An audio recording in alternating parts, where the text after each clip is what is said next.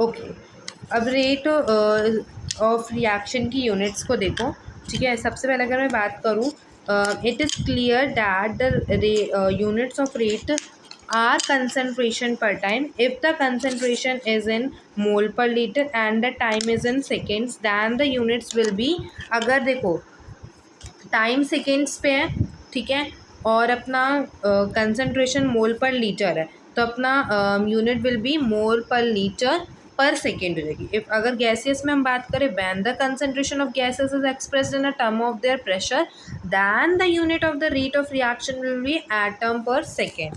तो final unit क्या होगी, द रेट ऑफ मोल पर, यूनिट ऑफ रेट की क्या होगी, मोल पर लीटर पर सेकेंड, और एटम, अच्छा एटीएम में मैं बार बार एक्चुअली मैं से एटम बोलती हूँ, it is not a atom, it is a atmospheric pressure, okay, पर सेकेंड। अब देखो ये क्वेश्चन देखो, calculate the average rate of the consumptions of the reactant, ठीक है। ये आपको ग्राफ दिख रहा है, ठीक है, आपको इसमें क्या निकालना है, रेट ऑफ कंजप्शन निकालना है। Formula you know very well, I think so, है ना। दिस इज अ फॉर्मूला, एक second, I want to put up in the box, ठीक है। अब इसको देखो, यहाँ पे इसको सॉल्व करते हैं। हमें पता है आर, डेल आर दिया, डेल आर मतलब कि R2 माइनस R1। R2 क्या होता है और R1 क्या होता है भाई, रेट इस साइड होगा, टाइम इस साइड है, ठीक है, टाइम इस साइड है, रेट इस साइड है। अब ये हमें क्या बोल रहे हैं, R2 minus R1 which is R2 मतलब कि, R2 मतलब कि, R2 मतलब कि क्या करोगे, 1/5, 1 - 5 कर दोगे, विच मीन्स अगर मैं इसमें डेल टी में बात करूँ तो इसमें 10 - 4 कर दोगे, सॉरी, तो इसमें आंसर अपना क्या आ जाएगा, 2/3 आ जाएगा। Clear, clear all of you, ठीक है। अब एक MCQ देखो, initial concentration of the reactant is 0.5 mole per litre after the 600 seconds, then the concentration of mole per litre, rate of disappearance of the reactant is. Disappearance of reactant मतलब कि, disappearance of reactant word से ही समझ में आ रहा है कि reactant की बात कर रहा है, ठीक है। इतना तो अपन को पता चल गया। रेट ऑफ डिसअपियरेंस मतलब कि मुझे ये फॉर्मूला पता चल गया कि मुझे ये वाला फॉर्मूला लगाना है। द फॉर्मूला इज, अरे यार क्या हो जाता है बीच बीच में, del R by del T, और माइनस लगेगा क्योंकि ये रिएक्टेंट की बात कर रहा है।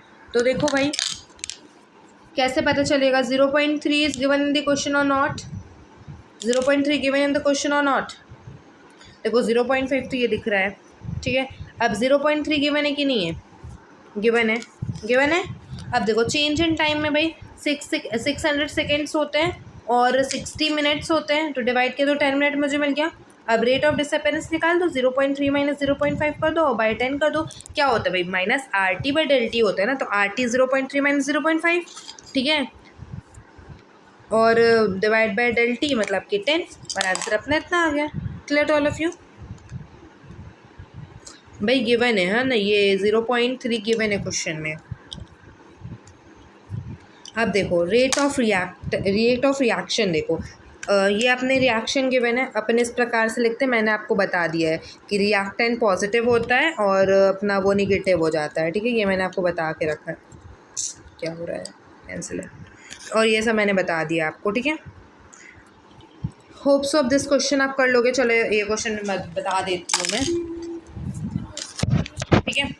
देखो, consider the reaction A to B, T5 दिया है, ठीक है, A की वैल्यू इतनी दी है, after the 6 second the concentration A इतना दिया है, find out the rate of disappearance इतना दिया है, डेल A डेल B इतना दिया है, डेल A की वैल्यू पुटअप करो, मतलब दोनों वैल्यू को भाई माइनस कर दो, ठीक है, ये वैल्यू को, अरे यार ये बॉक्स खुला है, ये वैल्यू को और ये वैल्यू को माइनस कर दो भाई, ठीक है, क्योंकि del B minus del A होगा, और दोनों टाइम को माइनस कर दो, 10/5 और 10/6, तो T2 माइनस T1 लिख दो, 10/6 बाय 10/5 माइनस कर दो, तो अपना आंसर ये आ जाएगा, ठीक है। अब इधर देखो सेम क्वेश्चन है, ठीक है, अटेम्प्ट करो खुद से आ जाएगा, ठीक है। आगे बढ़े, अब किस किस पे कौन कौन से फैक्टर्स होते हैं जो अफेक्ट करते हैं वो देखो।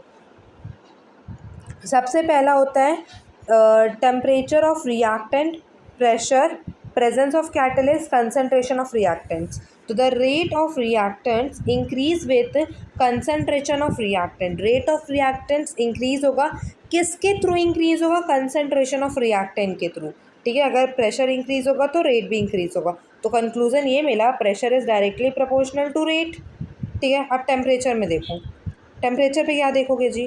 टेम्परेचर पे क्या देखोगे? टेम्परेचर पे क्या देखोगे?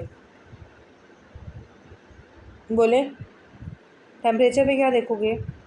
The rate of reactant, the rate of reactant increase with increase in temperature, मतलब कि R is directly proportional to T, और R is directly proportional to, भाई R is directly proportional to T हो गया, R is directly proportional to T हो गया। और यहाँ पे लिख देते हैं जैसे R is directly proportional to, पहले P, फिर R is directly proportional to T।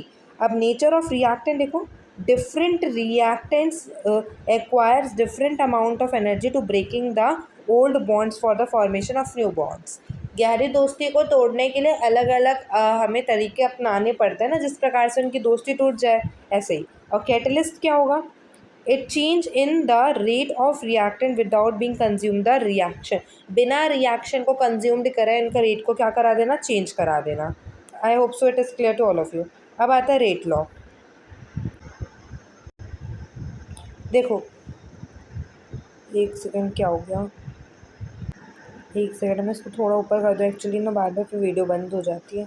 देखो, अरे यार, the rate of expression in which the rate of reactant is given in the terms of the molar concentration of reactant with raised the same some power which may or may not be same as the stoichiometric coefficient of the reactant and balance the chemical equation. Hope so it is clear to all of you। एकदम simple language में लिखा है, ठीक है। Rate of law of reaction मतलब कि ये, भाई अब आपको ये तो पता है ना, जैसे ये ए लिखा है, ये छोटा स्मॉल लेटर्स में जो ए बी लिखे हैं, ठीक है, जो एकदम स्मॉल लेटर्स में ये ए, ये बी, ये सी, ये डी, ये सब क्या है? स्टोइचोमेट्रिक कोफिशिएंट है, ठीक है। अब देखो इधर पे, और के कांस्टेंट है, ठीक है, rate constant, where exponents A and Y, sorry X and Y may or may not be equal to the stoichiometric coefficients of reactants. The sum of power of concentrations of the reactants in the rate law is called the order of chemical reaction। order of chemical reaction can be 0, 1, 2, 3 and even in a fraction। अभी आप पढ़ोगे 0 है ना, elementary, अभी ये सब आप पढ़ोगे, ठीक है। अब ये सब तो देखो आपको नोन है, मैंने बता चुका है, ठीक है। ये सब आप रिटर्न प्रैक्टिस कर लेना, PYQ देखो अब इधर। For this reaction, the rate of formation of NO2 is this। Calculate the rate of disappearance, ठीक है।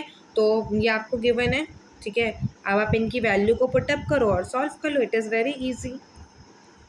अब देखो, एलिमेंट्री मतलब होता है single step of reaction. The reaction taking place in a one or a single step is called elementary reaction, ठीक है। The number of reacting species taking in a part in this elementary reaction मतलब A+B is called the molecularity of this reactant, मतलब कि जैसे ये थोड़ा मैं zoom करूँ, पहले रुको, अब दिखाओ, ये जो छोटा ए दिख रहा है आपको, दिख रहा है, ये छोटा बी दिख रहा है ना, जब मैं इन दोनों की पावर को ऐड कर दूंगी तो वो मेरा मॉलिक्युलरिटी हो जाएगा। तो molecularity is equal to the order of reactant, ठीक है, reaction only for a elementary reaction, ठीक है। एग्जाम्पल अब देखो 1 और 2 को ऐड किया तो 3 आ गया, मॉलिक्युलरिटी भी 3 होगी, ठीक है। अब आ गया, हाँ ये आपको एग्जाम्पल्स पता होने चाहिए, ठीक है। यूनिमोलर के लिए, यूनिमोलर मतलब 1, बाईमोलर मतलब 2, ट्राईमोलर मतलब 3। अब नेट केमिकल